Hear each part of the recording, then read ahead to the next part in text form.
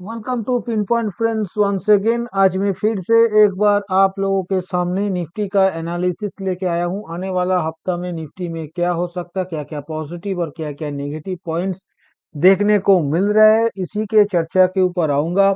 पर इससे पहले आप लोगों को मेरा यही रिक्वेस्ट है, आप लोग वीडियो को लाइक कीजिए, शेयर कीजिए और चैनल को जरूर सब्सक्राइब कीजिए।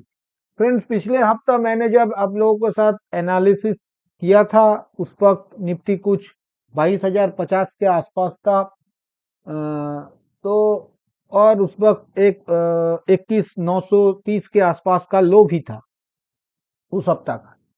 तो मैंने आप लोगों को बताया था कि यहाँ पे कुछ भी नहीं हुआ। एक शब्द मैं वीडियो के शुरुआत में ही कहा था, कुछ नहीं हुआ, ये वापस ऊपर जा सकता है। क्योंकि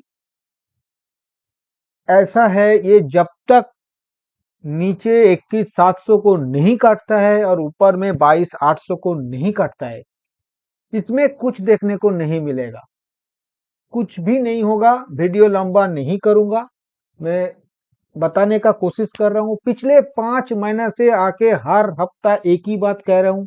किसी हफ्ता आके बता रहा हूं कि नीचे से 400 पॉइंट का रिकवरी आया, अगला हफ्ता आके बता रहा हूं फिर वहां से 300 पॉइंट का गिरावट आया। ऐसा कुछ भी नहीं हो रहा है बाजार में। एक लंबा कंसोलिडेशन के अंदर है बाजार, और हमें पता नहीं, मतलब ऐसा हुआ। आप एक बार सोच लीजिए, एक ऐसा कार ऐसा जगह पे खड़ा कर दिया गया जिसके आगे कोई रास्ता नहीं, जिसके पीछे दीवार है। किस तरह से इसको अटक दिया गया? तो इस आगे तो रास्ता नहीं है, जा नहीं पा रहे, और अगर पीछे जाना होगा तो दीवार को तोड़ना पड़ेगा। ये तोड़ने के लिए तैयार नहीं है, शक्ति नहीं है इसमें। तो इस सिचुएशन में फिलहाल बाजार खड़ा है, और ये जब तक किसी भी साइड नहीं तोड़ेगा तब तक मूवमेंट नहीं आएगा। यहाँ पे मैं सिर्फ 2 पॉइंट का जिक्र करूंगा, जो कि देखिए, जिस तरह से बाजार का सेटअप बन रहा है, मैंने हिस्टोरिकल पैटर्न जितना स्टडी किया है, बाजार ऐसा कंसोलिडेशन से सीधा गिरावट पे नहीं आता है, एक्सेप्ट कोविड टॉप। कोविड में ऐसा हुआ था कि बाजार लंबा कंसोलिडेशन के दौर था और वहां से अचानक से 40% का करेक्शन, करीब 40% का करेक्शन दिखा दिया था न्यूज के चलते। पर बहुत ज्यादा ऐसा एग्जाम्पल आपको चार्ट में देखने को नहीं मिलेगा। इस बार अगर कोई गिरावट आता है तो उसी तरह का कोई कोविड पैटर्न का रिपीटेशन होगा कि नहीं, मेरे को पता नहीं। मैं इसके ऊपर टिप्पणी नहीं कर पाऊंगा, जब तक लेवल नहीं काटेगा मैं कुछ नहीं कर पाऊंगा। पर इतना मैं बता सकता हूं कि अगर इस बार ऊपर में 22,800 काटता है किसी कारण से, तो ऊपर की तरफ एक तेज मोमेंटम आ सकता है, जिसे आप ब्लो ऑफ टॉप कह सकते हो। एक ब्लो ऑफ टॉप बनाने के लिए बाजार ऊपर में 800, 1000, 1200 पॉइंट का रैली भी दिखा सकता है, अगर काटने में कामयाब हुआ तब, वरना नहीं। और अगर दोनों तरफ ही नहीं कटेगा तो ऐसे तो 20-22 हफ्ता बिता दिया, चलेगा आगे। जब तक चलेगा आपको चलना पड़ेगा। मेरे पास एनालिसिस करने का बहुत ज्यादा कुछ है नहीं, मैं सिर्फ 1-2 पॉइंट आप लोगों को बता रहा हूं, जैसा हर हफ्ता बताता हूं।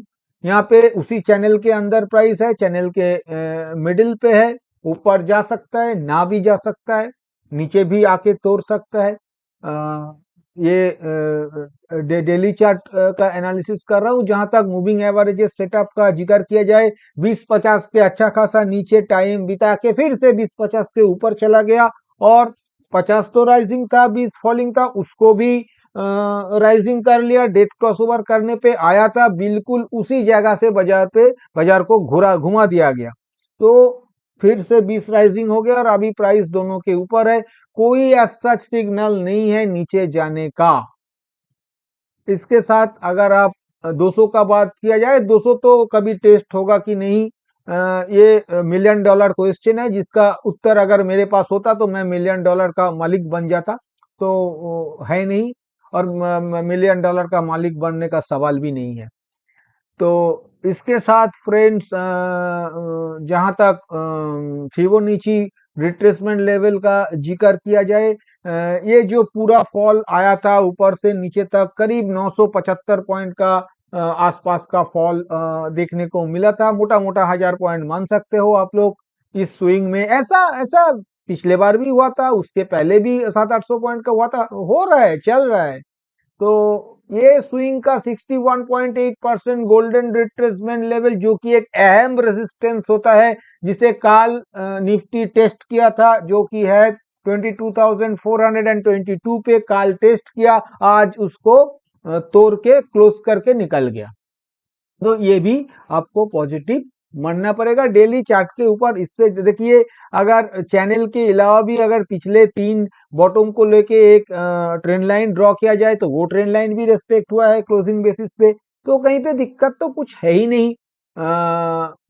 जहां तक इंडिकेटर का सवाल है, इंडिकेटर में थोड़ा सा देखिए, तो कुछ तो दिखाना पड़ेगा। बियर्स नहीं तो पुट कैसे खरीदेगा? भर भर के पुट नहीं खरीदेगा तो इन लोगों का चलेगा कैसे? क्योंकि इनका पेट बहुत बड़ा हो गया, इनका भूख बहुत बड़ा हो गया। एक बार में पेट नहीं भर रहा है, बार बार नीचे ला रहा है। 21,700, 21,800, 21,900 के आसपास लोगों को भर भर के पुट खिला के 3-4 दिन के अंदर ऊपर लेके चला जा रहा है। सबके सब मर रहा है बेचारा। तो ये चल रहा है, मतलब शेर आया, पर जिस दिन शेर आ जाएगा ना, उस दिन मतलब सब कुछ खत्म हो जाएगा। पर अभी तक तो आया नहीं शेर। हाँ, तो ये चल रहा है। तो इंडिकेटर का जहां तक जिक्र किया जाए, इंडिकेटर अभी भी एमएससीडी डेथ क्रॉसओवर पे खड़ा है, पर पॉजिटिव क्रॉसओवर करने पे एकदम मतलब कगार पे है। एमएससीडी लाइन अभी भी फॉलिंग है, सिग्नल लाइन राइजिंग होके एकदम बराबरी पे आ गया है। जहां तक आरएसआई का सवाल है, आरएसआई अभी भी 60 के नीचे 55 के आसपास खड़ा है। इसके साथ साथ फ्रेंड्स, मैं एक बार वीकली चार्ट के ऊपर आ रहा हूँ।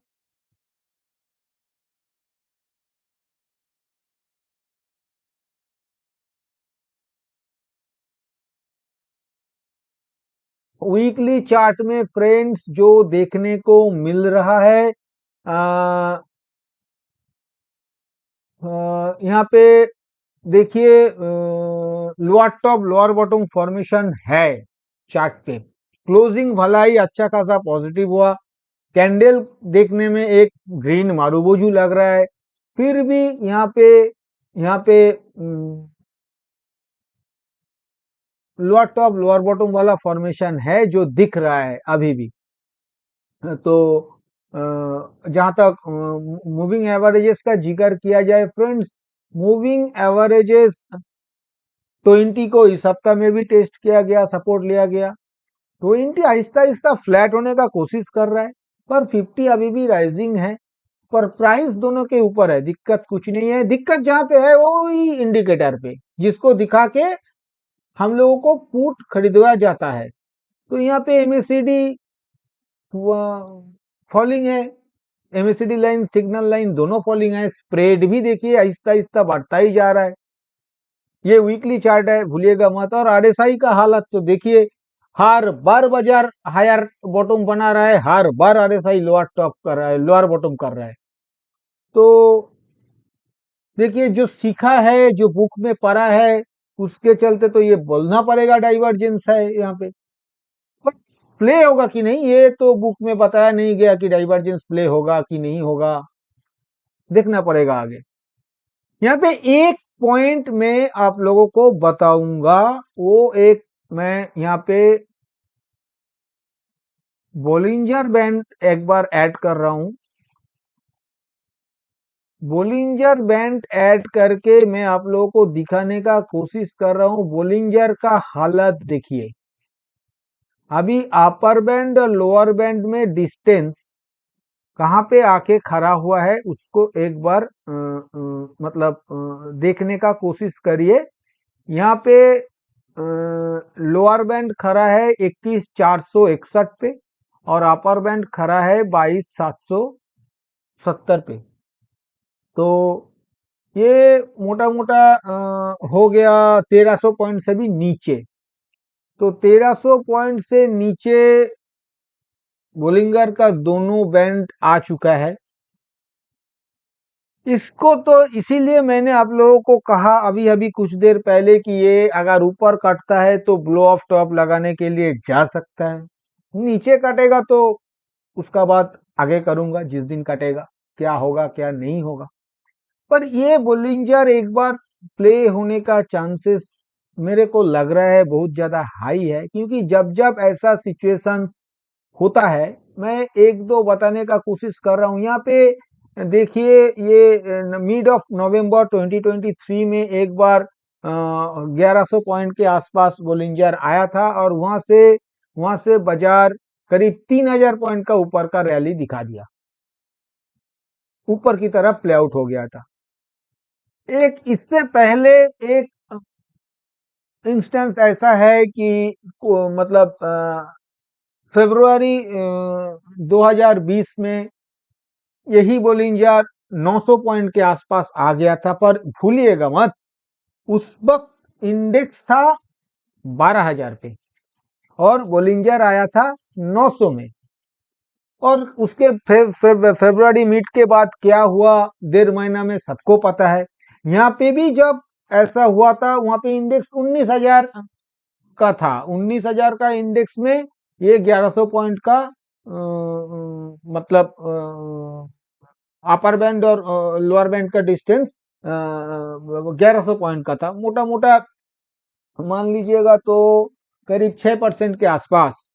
और इस बार 22,500 का इंडेक्स है, 23,000 का इंडेक्स है, तो 23,000 का इंडेक्स में 1300 पॉइंट तो लेस देन 6% के आसपास ही आ रहा है।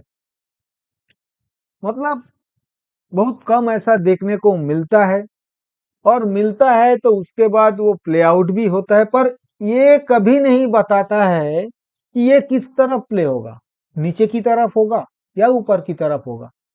उसके लिए आगे मतलब ये कैसा डेवलपमेंट कर रहा है उसके ऊपर नजर रखना पड़ेगा। इसीलिए मैंने कहा कि अगर हाई काट के क्लोज कर रहा है वीकली बेसिस पे तो उसे बहुत ज्यादा इग्नोर मत कीजिएगा, हो सकता है ब्लो ऑफ टॉप मारने के लिए एक बार ऊपर जा सकता है।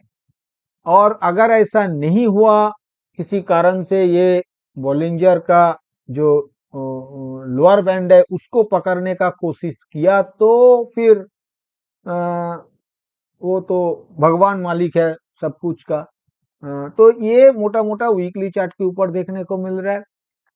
जहां तक ऑप्शन चेन का जिक्र किया जाए फ्रेंड्स, यहाँ पे बहुत ज्यादा कुछ डेवलपमेंट नहीं है। 22,500 के कॉल साइड में दिखा जाए सिर्फ 65,000, वहीं पे 22,500 का पुट साइड जो कि इन द मनी है वहां पे 74,000 करीब, और 22,400 का पुट साइड में करीब 1,10,000 करीब वाई जनरेट हुआ है।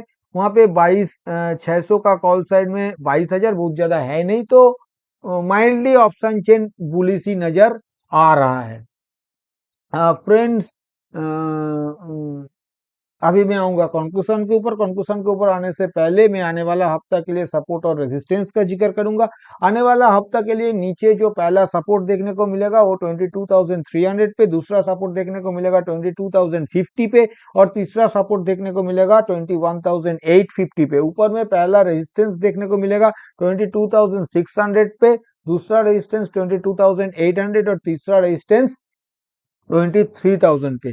जहां तक स्ट्रेटेजी का सवाल है, देखिए रेंज बाउंड मार्केट है, आप अपना हिसाब से काम करने का कोशिश करिए। फिर भी मेरे मेरे को जितना समझ में आ रहा है, मैं मेरे हिसाब से अगर ये रेजिस्टेंस लेवल के नजदीक जाता है अप टू सेकंड रेजिस्टेंस तक, मतलब 22,800 तक, तो एक बार वहां पे सेल ऑन राइज अटेम्प्ट किया जा सकता है 50-60 पॉइंट स्टॉप लॉस के साथ 100-120 पॉइंट के टारगेट के लिए। पर सेकेंड रेजिस्टेंस के ऊपर किसी तरह का कोई भी शॉर्ट पोजिशन पे बिल्कुल बने नहीं रहना चाहिए।